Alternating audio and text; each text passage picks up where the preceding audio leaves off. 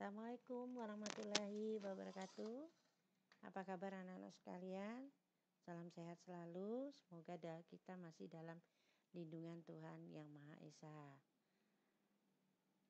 Hari ini kita akan membahas materi pokok pikiran pembukaan Undang-Undang NRI tahun 1945. Sebelum kita mulai pelajaran, mari kita berdoa bersama-sama. Berdoa dimulai. Berdoa selesai.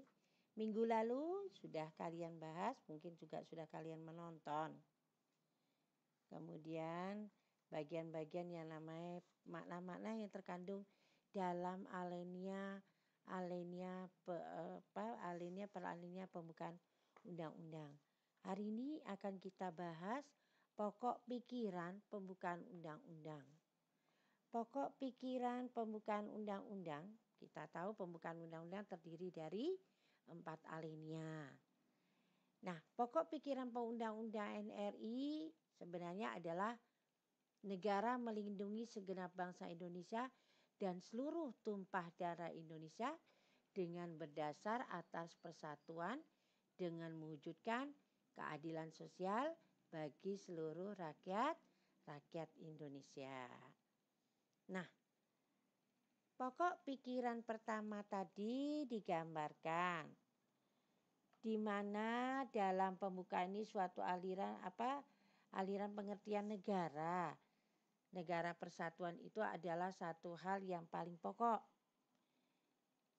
Dalam pokok pikiran pertama ini jelas berkaitan dengan konsep yang namanya negara persatuan.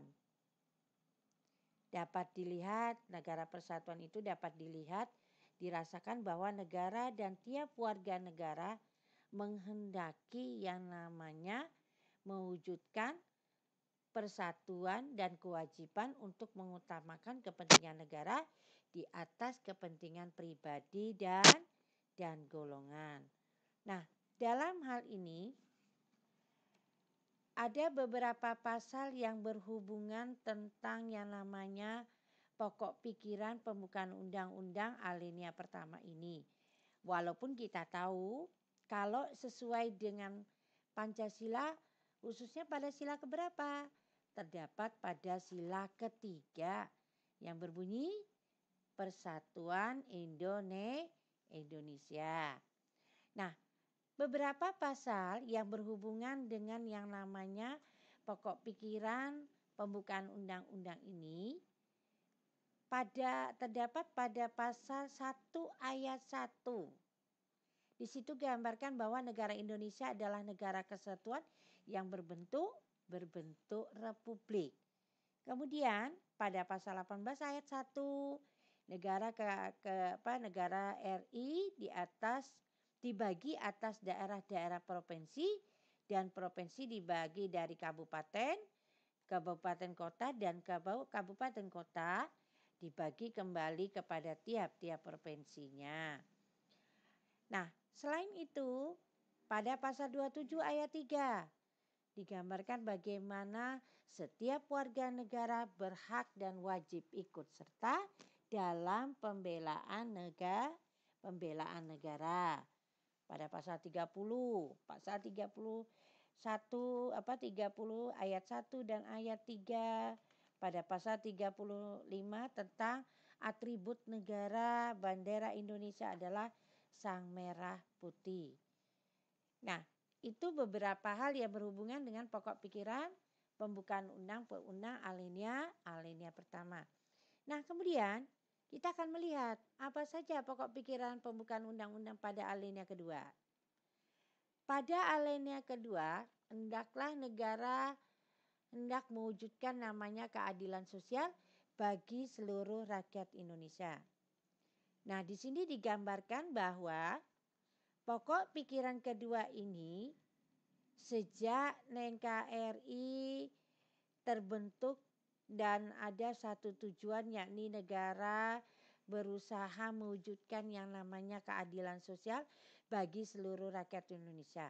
Nah, pada pokok pikiran kedua ini selalu berhubungan dengan Pancasila, khususnya pada sila kelima, yakni sila keadilan sosial bagi seluruh rakyat Indonesia.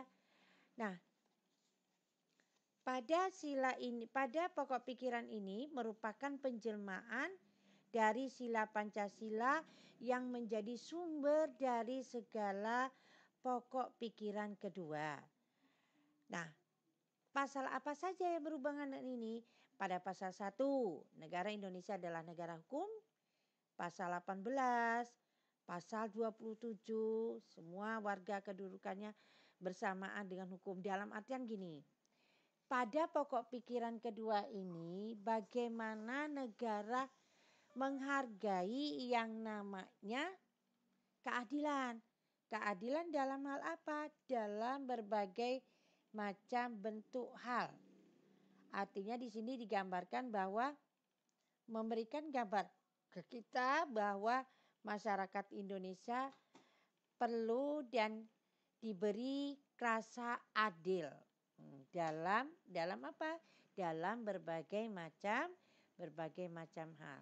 Kemudian pada pokok pikiran yang ketiga, di situ digambarkan bahwa pada pembukaan pokok pikiran ketiga ini negara yang berkedaulatan rakyat berdasarkan atas kerakyatan dan permusyawaratan atau perwakilan. Nah, kalau melihat dari inti dari pokok pikiran ketiga, kita sudah mendapat mengambil kesimpulan bahwa ini jelas berkaitan dengan sila keempat dalam Pancasila.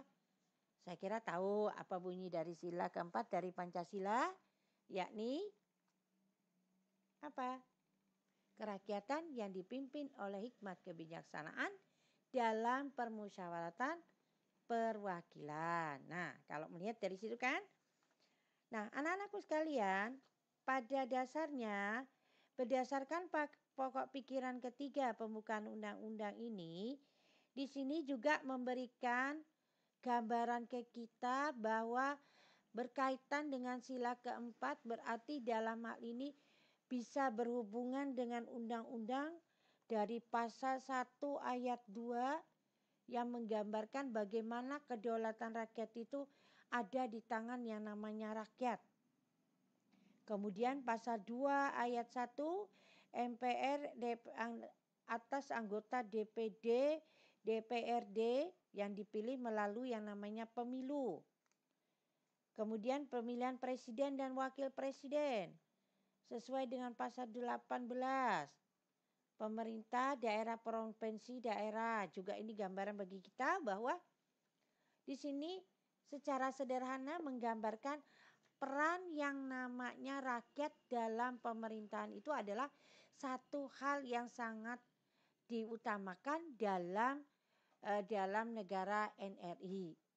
Nah, kemudian kita lihat dalam alinea pokok pikiran selanjutnya, pada pokok pikiran keempat pembukaan Undang-Undang RI adalah negara berdasar atas ketuhanan yang Maha Esa menurut dasar kemanusiaan yang adil dan beradab.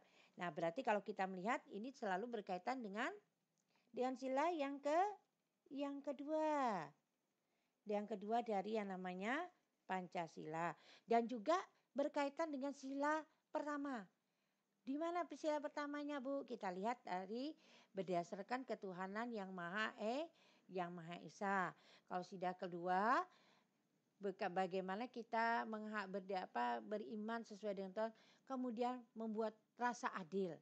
Nah, di sini digambarkan sesuai dengan undang-undang pada pokok pikiran keempat ini, sesuai dengan undang-undang pasal 28 ayat A sampai J, nah pasal 29 ayat 1 dan pasal 29 ayat 2.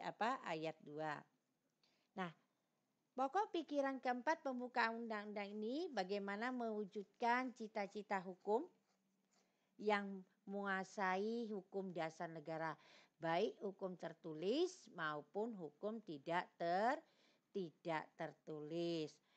Nah, pokok pikiran yang terkandung dalam pembukaan undang-undang ini juga merupakan penjelasan dari inti alinea keempat pembukaan undang-undang. Nah, di sini harus kita melihat bahwa sistem yang dipakai pun memang menginginkan kita bagaimana kita mewujudkan negara, bagaimana agar supaya negara terwujud dalam pelaksanaannya. Negara juga harus didasarkan pada suatu dasar politik negara, yakni negara persatuan republik yang berkedaulatan. Nah, itu tadi bagian-bagian dari yang sifat-sifat yang terkandung dalam pokok pikiran pembukaan undang-undang. Kemudian, nah, sikap positif terhadap pokok pikiran pembukaan undang-undang RI ini banyak sekali yang dapat di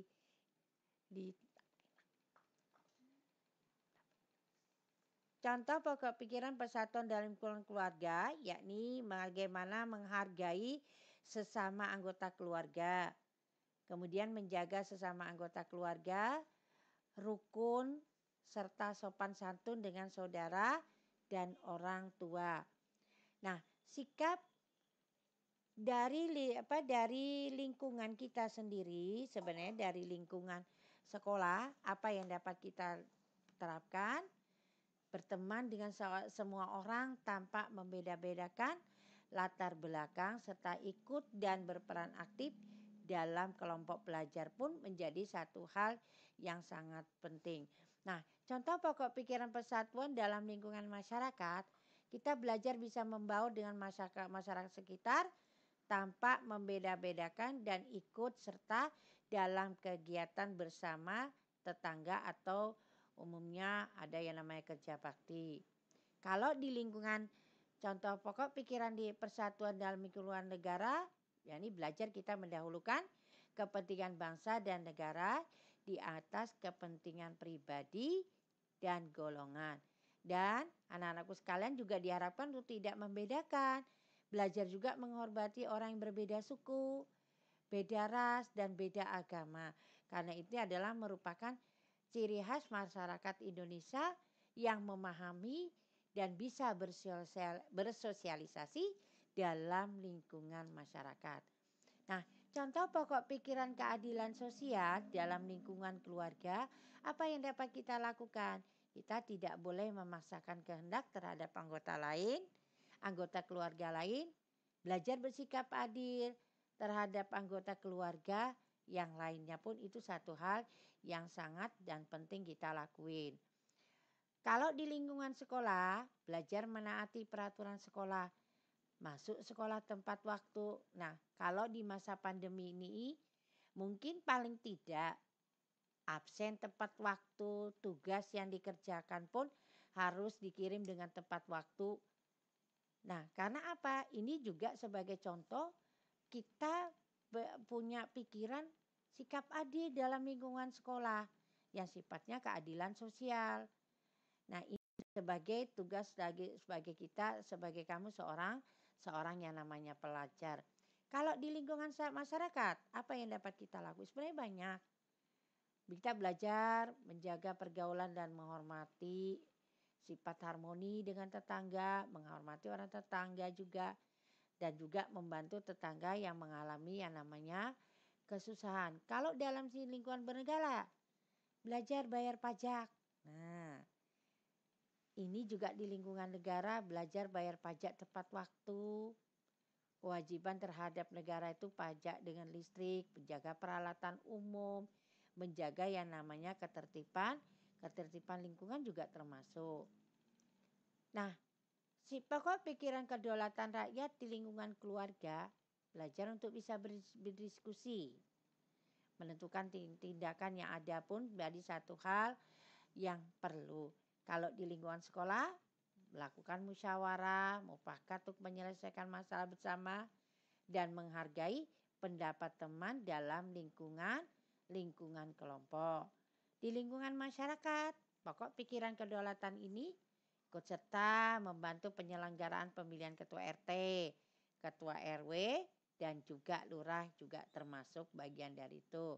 Kalau di lingkungan negara, paling tidak penyelenggaraan pemilihan umum mendorong anggota masyarakat yang telah cukup umur untuk menjalankan hak-haknya memilih.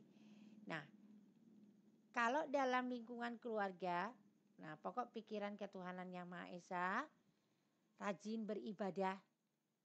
Ini tadi sudah kita gambarkan bagaimana kita jalin silaturahmi. Kalau dalam lingkungan sekolah apa yang dapat kita lakuin? Menghargai teman sekolah yang berbeda agama. Seperti ketika melakukan ibadah juga satu hal yang sangat penting. Kalau dalam lingkungan masyarakat, belajar menghargai orang yang berbeda agama ketika menjalankan ibadah. Tidak memaksakan keagamaan kita terhadap agama orang lain. Kalau dalam lingkungan negara, belajar bertoleransi terhadap orang yang berbeda agama. Menghormati juga menjadi satu hal yang sangat penting yang perlu kita tanamkan terhadap diri kita untuk mencapai yang namanya kehidupan yang lebih baik, karena ini adalah satu hal yang sangat diperlukan. Bagaimana kita bisa menciptakan rasa aman dan tentram dalam kehidupan bermasyarakat, berbangsa, dan bernegara. Nah, penerapan sistem pokok pikiran pembukaan undang-undang yang ada dalam kehidupan masyarakat ini tadi mengajarkan kepada kita bagaimana kita bisa menerapkan berbagai macam keperbedaan itu dalam kehidupan bermasyarakat, berbangsa dan bernegara. Nah, pokok-pokok pikiran ini juga memberi gambaran ke kita bagaimana pentingnya penghargaan kita terhadap yang namanya keperbedaan dalam lingkungan bermasyarakat, berbangsa dan bernegara. Nah, ini saja. Ini adalah bagian dari akhir pada bab kedua, pokok pikiran pembukaan undang-undang dan bagaimana kita mengimplementasikan dalam kehidupan bermasyarakat, berbangsa dan bernegara dalam berbagai macam pokok pikiran. Mudah-mudahan anakku sekalian apa yang dapat Ibu sampaikan hari ini dapat diterima dengan baik. Demikian dari Ibu. Sebelum belajar, mari kita berdoa bersama-sama. Berdoa dimulai. Doa selesai. Demikian dari Ibu. Jaga kesehatan dengan baik. Demikian. Assalamualaikum warahmatullahi wabarakatuh.